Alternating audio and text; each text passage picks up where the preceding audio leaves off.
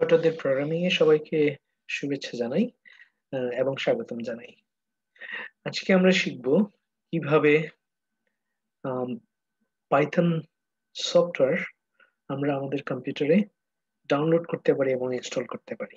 এবং আমরা এই প্রথম একটা কমপ্লিট প্রোগ্রামিং ল্যাঙ্গুয়েজের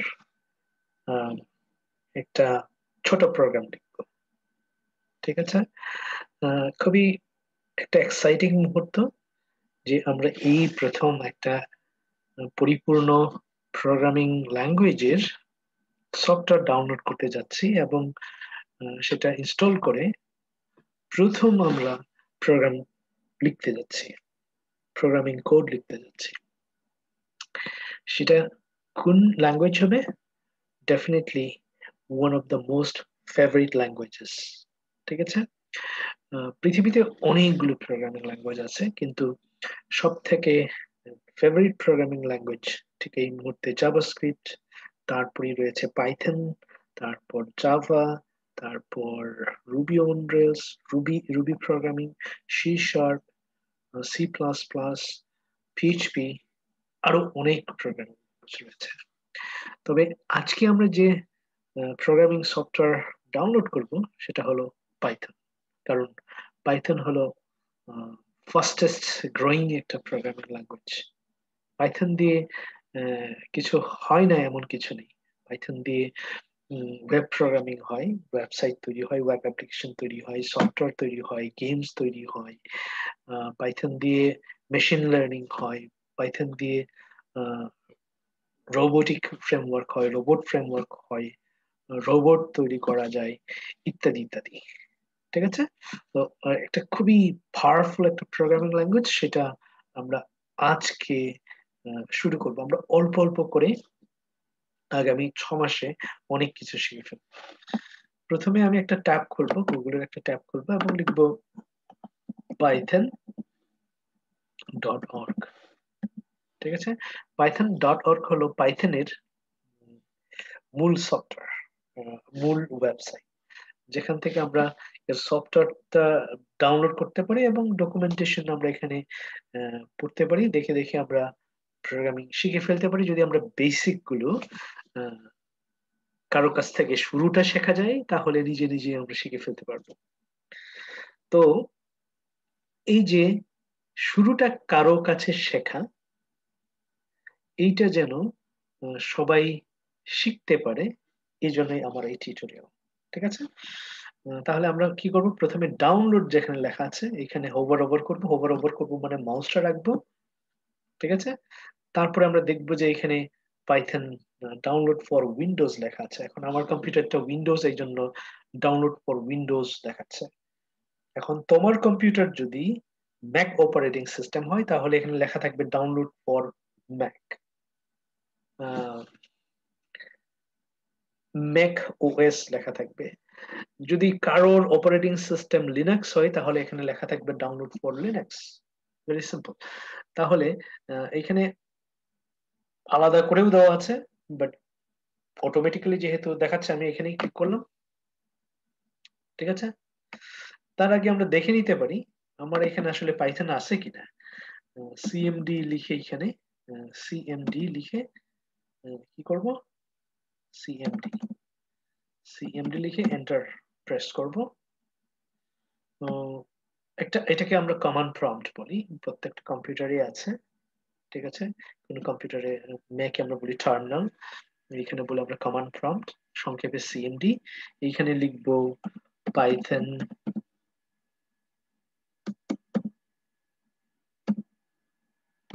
ভার্সন। দেখছি পাইথন ওয়াজ নট ফাউন্ড, মানে পাইথন নেই। ঠিক আছে? আমরা যদি দেখি পাইথন ড্যাশ ভি মানে version, Python was not found বলছে। Python dash dash version, Python was not found. ঠিক আছে? সিএলএস দিয়ে আমরা এটাকে ডিলিট করে ফেলতে পারি, ক্লিয়ার করতে পারি। ঠিক আছে? তো আমরা জানলাম আমাদের কম্পিউটারে পাইথন নেই। তাহলে কি করবো এখন? আমরা যেখানে পাইথন ডাউনলোড করেছি সেখানে যাচ্ছি, ডাউনলোডে আমি ক্লিক করলাম, আমি দেখছি এই হলো পাইথন আমাদের। ঠিক আছে, আমরা এখানে ডাবল ক্লিক করতে পারি অথবা রাইট বাটন ক্লিক করে এটাকে ইনস্টল করতে পারি। রাইট বাটন ক্লিক করে রান অ্যাজ অ্যাডমিনিস্ট্রেটর, অথবা এখানে ডাবল ক্লিক করতে পারি রান অ্যাজ অ্যাডমিনিস্ট্রেটর, এখানে আমি ক্লিক করলাম। তো এটা কি হচ্ছে, ইনস্টল হচ্ছে আমার কম্পিউটারে, এই সফটওয়্যারটা ইনস্টল হচ্ছে। দেন আমাকে জিজ্ঞেস করছে user account control বলছে, do you want to allow this app to make changes to your device? আমি বলবো yes, কারণ আমি এটা ইনস্টল করতে চাচ্ছি। নো বললে ইনস্টল হবে না। অলরাইট, এখন ইনস্টল পাইথন 3.9.1 64 বিটস। একটা বিষয় হলো যে আমার কম্পিউটার 64 বিট হতে পারে, 32 বিট হতে পারে, যেটাই হোক, আমরা এত কমপ্লিকেটেড না করি। আমি বলবো ইনস্টল নাও। তার আগে আমি এখানে add python 3.92 path এটা সিলেক্ট করব। এটা যদি সিলেক্ট করা না থাকে সেটাও করব। দেন আমি ইনস্টল নাও এখানে ক্লিক করব। ইনস্টল হচ্ছে, installing Python 3.9.1 development library 64 bits. ঠিক আছে, ভেরি প্লেন এন্ড সিম্পল। বেশিরভাগ কম্পিউটারে 64 বিট, 32 হলেও সমস্যা নেই, আশা করি সমস্যা করবে না। Don't worry about it. একটু সময় লাগতে পারে, 15 থেকে 20 সেকেন্ড, অনেক সময় একটু সময় বেশি লাগে, বাট 10 থেকে 20 সেকেন্ডের মধ্যে হয়ে যাবার কথা। ডেফিনেটলি এটা কম্পিউটারের কত স্পিড সেটার উপর নির্ভর করে, ইন্টারনেটের স্পিড কত সেগুলোর উপর নির্ভর করে। কারো কারো কম্পিউটার একটু বেশি সময় লাগতে পারে, ধৈর্য ধরে একটু ওয়েট করতে হবে। তো আগেই বলেছি পাইথন হলো ঠিক এই মুহূর্তে সেকেন্ড পজিশনে আছে জনপ্রিয়তার দিক থেকে। আসলে আমি বলবো যে মোস্ট পপুলার, বিকজ এখন যেভাবে এটা উপরের দিকে যাচ্ছে, মানুষ বেশি ব্যবহার করছে, বলার অপেক্ষা রাখে না। একজন ভালো Python programmer, Python developer, Python software engineer, যদি আমরা বলি ফুল স্ট্যাক সফটওয়্যার ইঞ্জিনিয়ার, পাইথনে খুবই এক্সপার্ট, পাইথন দিয়ে ওয়েব অ্যাপ্লিকেশন তৈরি করতে পারেন, পাইথন দিয়ে সফটওয়্যার তৈরি করতে পারেন, এরকম মানুষের প্রচুর চাহিদা। এবং তারা সাধারণত লাখ, $100,000 উপরে আয় করে প্রতি বছর। সিনিয়র পাইথন ডেভেলপাররা $2 লক্ষ, $2.5 লক্ষ আয় করেন, যেটা বাংলাদেশি টাকায় কোটি প্রতি বছর। এখন কোন জব, কোন ব্যবসা এই পরিমাণ অর্থ, এই পরিমাণ বেতন আমাদের দিতে পারবে না, যেটা শুধুমাত্র সফটওয়্যার ইঞ্জিনিয়ার কিংবা ফুল স্ট্যাক সফটওয়্যার ডেভেলপার হলেই সম্ভব। Okay fine, step was set up was successful, close. Okay, এইবার আমরা এটা ক্লোজ করতে পারি প্রথমত। ঠিক আছে, এটা আমরা প্রথমত ক্লোজ করব, ক্লোজ। ঠিক আছে, দেন আবার লিখবো এখানে সিএমডি, দেন বলবো পাইথন ড্যাশ ভি, এন্টার। আমরা দেখতে পাচ্ছি যে পাইথন এই যে 3.9.1 অলরেডি আমাদের আছে, এবং পাইথন কোড লেখার জন্য আমাদের কম্পিউটার রেডি। ঠিক আছে, এইবার সিএলএস দিয়ে এটা ক্লিয়ার করে নিতে পারি আমরা। সরি, সিএলএস,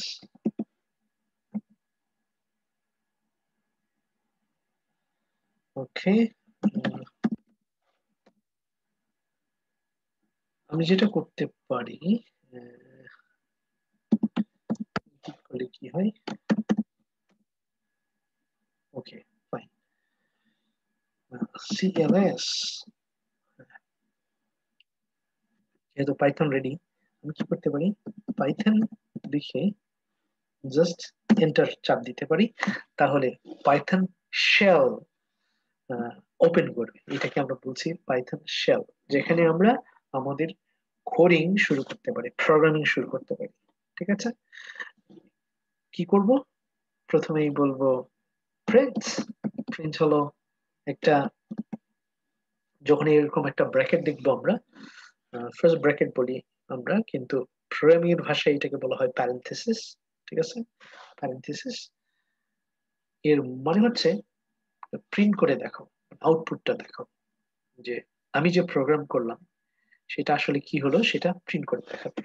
ঠিক আছে, তো প্রিন্টটা হলো, এটা কি, ফাংশন, আমরা এটাকে বলি ইনবিল্ট ফাংশন, এটা পাইথনের সাথে আসছে। ওকে, দেন কি করলাম আমরা, কোটেশন মার্ক ব্যবহার করলাম, ওপেন করলাম কোড, ক্লোজ করলাম, এর ভেতরে লিখলাম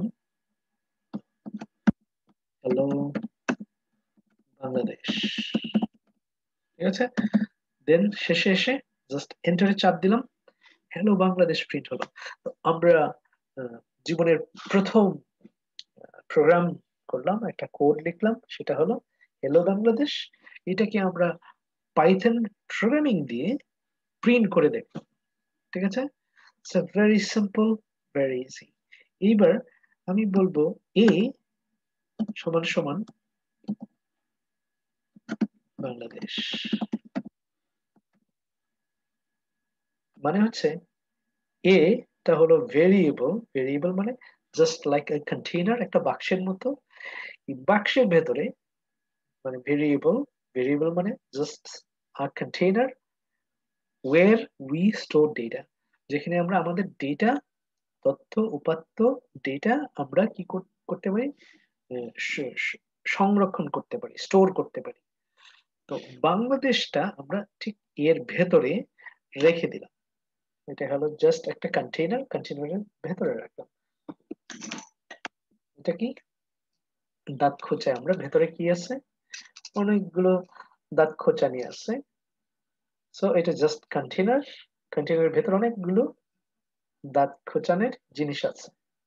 ঠিক আছে, সো এইটা হলো ভেরিয়েবল কন্টেইনার, ভেতরে আমরা অনেকগুলো জিনিস রাখতে পারি। বিষয়টা ঠিক এরকম। এইবার আমি কি করব, প্রিন্ট করব জাস্ট এই ভেরিয়েবলকে, ভেরিয়েবল, ভেরিয়েবল ভেতরে কি আছে সেটা প্রিন্ট করলেই দেখা যাবে। ঠিক আছে, প্রিন্ট, এন্টার চাপ দিলাম, বাংলাদেশ, রাইট। আমি এটা এরকমও করতে পারি, প্রিন্ট বলতে পারি আই লাভ মাই কান্ট্রি,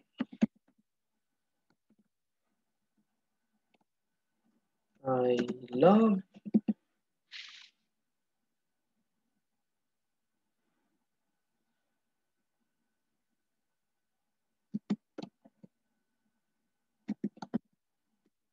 এই, অলরাইট, কি হলো, I love my country, I love Bangladesh, আমি কিন্তু বাংলাদেশ লিখিনি, বাট যে কাজটা করেছি এটাকে আমরা বলি কনক্যাটেনেশন, আমরা যোগ করেছি, I love my country, I love plus variable.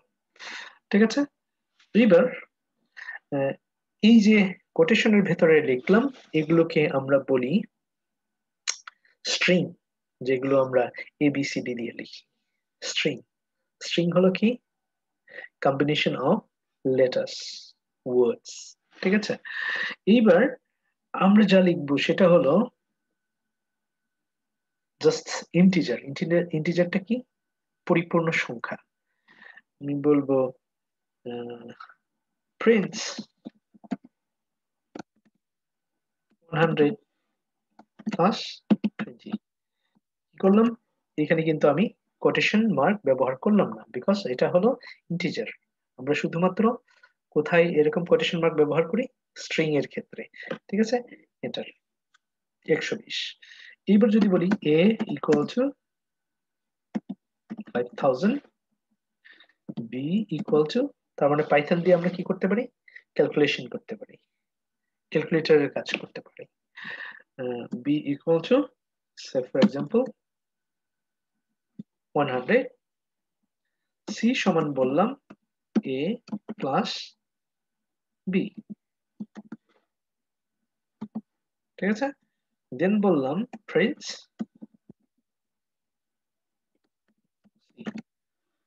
c এর ভেতরে কি আছে, a প্লাস b, অর্থাৎ a হলো 5000, b হলো 100, তার যোগফল কত, 5100। আবার আমরা করতে পারি কি, প্রিন্ট